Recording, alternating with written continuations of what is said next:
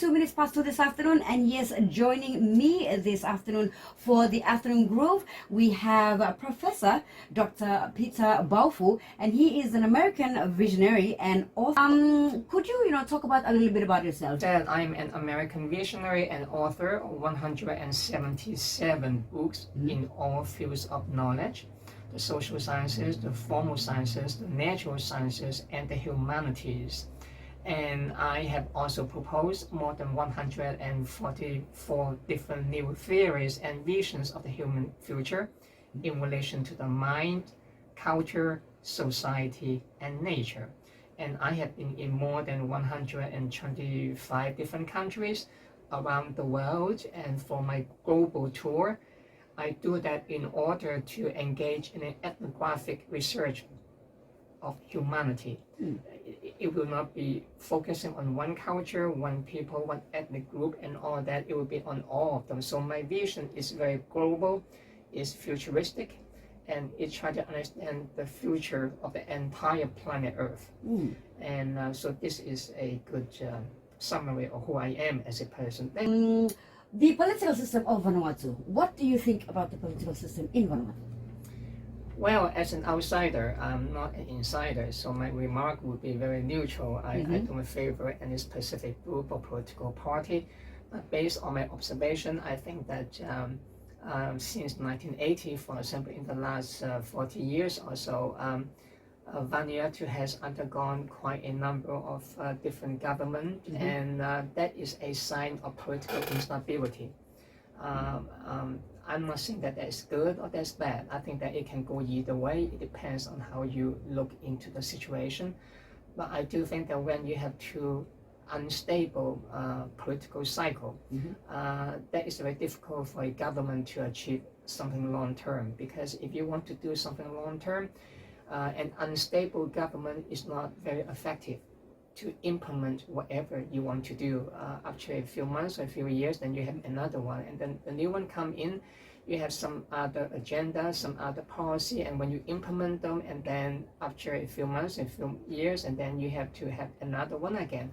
So that is not very good in implement some of whatever the national goals of the government is. So that is a weakness in a way, but on the other hand, there's also some good thing about that, because a very stable government is not also very good, because it can be very conservative, it can be very unchanging to improve the situation, because the international environment is changing all the time.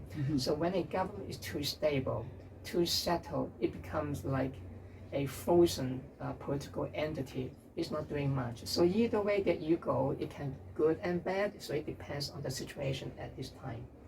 What do we see the links that is like colonial links between Vanuatu and in other countries, in Vanuatu global as a whole? This is also a very important question, because that is the external factor versus the internal factor. So far we have spoken about the internal factor. So we can also talk about the external factor now, which is also very important. So for any solution, you also need to look into the external factor.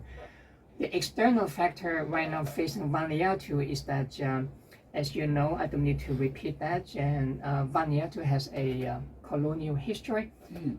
Let's say the Western colonial legacy. You can talk about different Western powers, French, English, Spanish, Portuguese, and all that. And over the centuries, they have been trying to go through different kind of interventions. That has made Vanuatu a colonial status, which has affected, I think, more negatively than positively the economic and the political and the social and the cultural development of this country. And now, as you know too, Vanuatu is also more dependent on Australia and New Zealand. That's another major the regional powers. Also China? China is coming up. We can talk about the external link. This is some of the, that is in terms of long-term development of this country, you may have liberated yourself politically from a colonial status to a decolonial status, but you have not yet successfully eliminated or liberated yourself from the colonial legacy, which can be political, social, cultural, economic, and all that. Right. So you are still under a lot of control by external actors. I don't need to go into any specific or pinpoint any specific person or powers, but I think you know whom I'm talking about. I have spoken to some local people, and some of them have told me too many examples that they cannot do this, they cannot do that unless they are given approval by outside powers in terms of banking, in terms of finance, in terms of political intervention, in terms of military bases or whatever else that you have. That is a long list, and I think that this is a very serious problem in the longer term. And I think that if Vanuatu really cares about the long-term future, the politicians have to focus on this issue, which I think has not been adequately considered because of the problems, the political instability, which have hurt Vanuatu to implement some long-term plan. And many of the groups and the political leaders are too focused with their own personal or internal factors that that is a lacking political condition and solution. And I think that, but that is not necessarily a bad thing again, because I think that can be the driving point to unify Vanuatu in the longer term, and I do encourage that. And I think that maybe now we have to talk about the solution, but before we talk about the solution, the other question that you asked is there is another major factor that is probably more serious than anything else that Vanuatu has ever encountered. That is the rising rivalry between the US and China in the Pacific Ocean. And I had predicted some years ago, I wrote an article about that. I predicted the second Cold War emerging between China and the US. At the time, no one paid attention to me because at that time there was no Cold War yet. It turns out that that's exactly what's happening. So my prediction turned out to be correct. In fact, I have made many other predictions in my publications already. Many of them also turned out to be quite correct. So this is a major issue that Vanuatu and many other Pacific Islanders have to seriously consider, because now many of these countries, the islands, have been under tremendous pressure from some major powers not to trade or not to have too much connection with China, because now that is exactly what the Cold War is supposed to be. Right. In the older days, I'm talking about the first Cold War, you have the Soviet Union and the US, and each superpower will ask other country that don't side with them, side with us. Right. They are the bad guy, we are the good guy. I mean, this kind of rhetoric. So they're doing the same thing to you again. And now it's not between the Soviet Union and the US, not between the US and China. So I can imagine that each side is going to tell you, we are the good guy, they are the evil guy, they are the bad guy, so don't go to them, go to us, we are the, I mean, you know what I'm talking about. Exactly. So that is the rhetoric which is very common. And that is a problem, but that's not necessarily a bad thing again, because given the history of non-aligned movements, and Vanuatu, by the way, has a long history for that, especially after the colonial legacy. Vanuatu has tried to maintain a non-aligned status in international relations, and also has supported other movements which have been fighting for liberation or independence, like the example with the western part of Papua, for example. So yes, I think that is not necessarily inconsistent with the political status of Vanuatu in foreign policy, but I think that can be a crisis, but also an opportunity for Vanuatu to change. Again, this can be a driving point to unify Vanuatu among the local politicians. So it's not necessarily a bad thing, because if you can manage the crisis correctly, I think that that can be a great opportunity for Vanuatu to be free from them and to be much more prosperous and powerful. And how do you do it? Well, then maybe the next conversation then we shall have. Yes. So, yeah, you were talking about all this, colonial linking to Vanuatu with the British, French, and now it's going to be the US and China. The Cold War coming up, you've predicted for a few years ago, but unfortunately nobody, taken into consideration that it is going to come true. But with all this, problems and struggles and difficulties in the countries, what is the solution that you can propose to us so that we will think in a long term that okay, right, if we want our country to go this way, we have to think of a solution to do like this. So what are the solutions that you can give us this very afternoon? I think the solution, they are four major considerations: short-term, long-term, domestic, and international. Mm-hmm. So you have to consider all of them, otherwise it would not be very complete. I'm not sure if we have time to talk about all of them, but I have written many books about all of this anyway. So let me give you some examples about each of the four.